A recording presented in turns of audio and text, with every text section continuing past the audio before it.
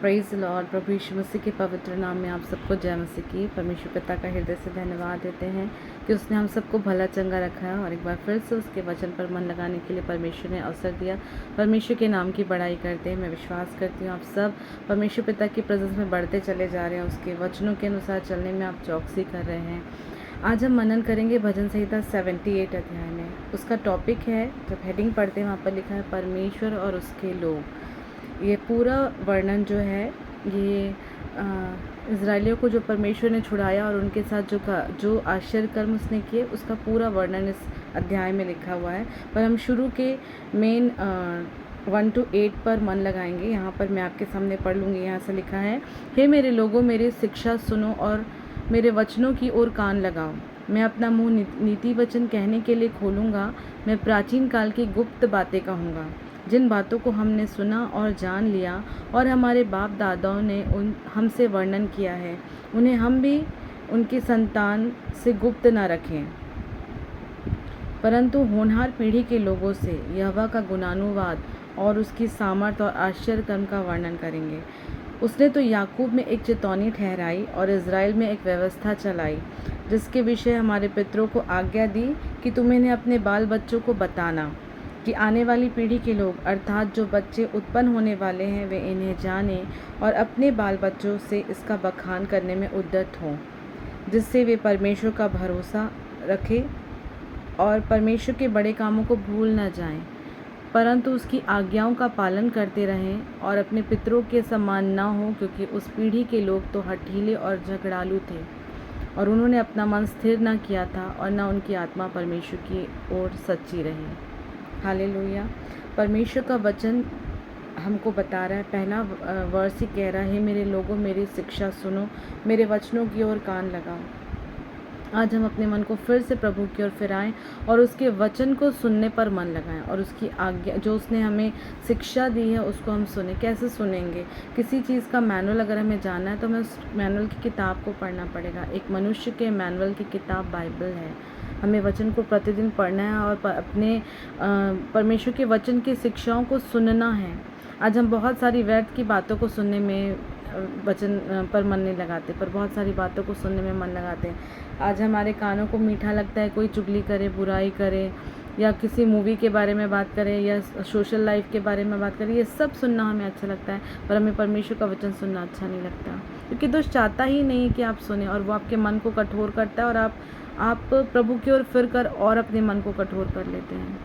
आज हमको परमेश्वर की ओर फिरकर उसके वचन को सीखना है, सुनना है, उसके वचन की ओर कान लगाना है। और वचन के फिर कह रहा है कि मैं अपना मुंह नीति वचन कहने के लिए खोलूँगा।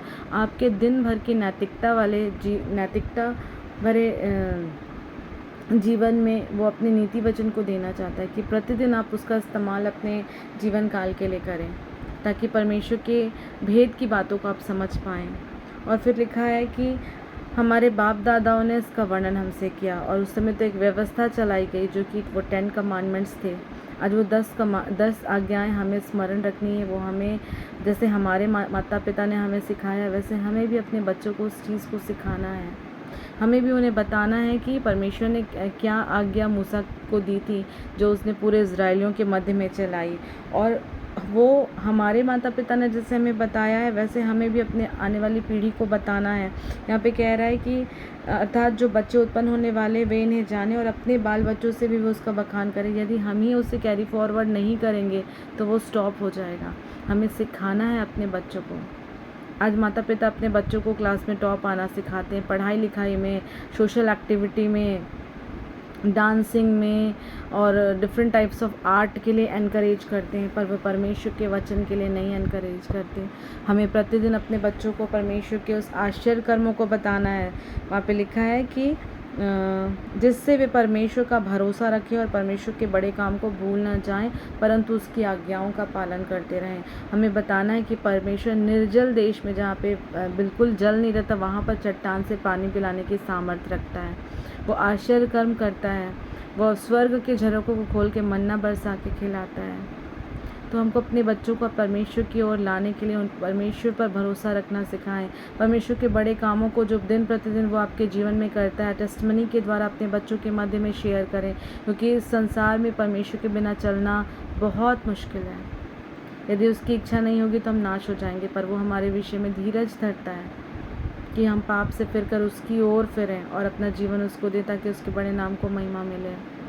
हम उसको आदर दें, हम सिखाएं अपने बच्चों को। आज बहुत सारे पेरेंट्स बच्चों के साथ बैठ के समय व्यतीत नहीं करते हैं। आपको भले कम समय मिले, पर आपको जितना समय मिले आप उतने समय से परमेश्वर के वचन को अपने बच्चों से शेयर करें, ताकि वे परमेश्वर के सामर्थ्य को, परमेश्वर के पराक्रम को अपने माता पिता के द्वारा जानें। वो आश्चर्य काम जो परमेश्वर ने आपके जीवन में किए हैं वो आप अपने बच्चों को बताएं। तभी ये पीढ़ी परमेश्वर की ओर फिरेगी, परमेश्वर के पर भरोसा करेगी और उसकी आज्ञाकारिता में चलेगी। तब वो इस संसार के सदृश नहीं बनेगी और परमेश्वर की इच्छा के अनुसार चलकर वो परमेश्वर को प्रसन्न करके परमेश्वर की महिमा करने वाली पीढ़ी बनेगी। परमेश्वर इस वचन के द्वारा हम सबको आशीष दे। हम निर्णय लें कि हम परमेश्वर की महिमा अपने बच्चों के मध्य में, अपने घर के लोगों के मध्य में करें, ताकि हम एक मसीही परिवार बनकर परमेश्वर की महिमा को अपने इस संसार में लेकर चलें, ताकि उसके बड़े नाम को महिमा मिलने पाए। Praise the Lord. God bless you all.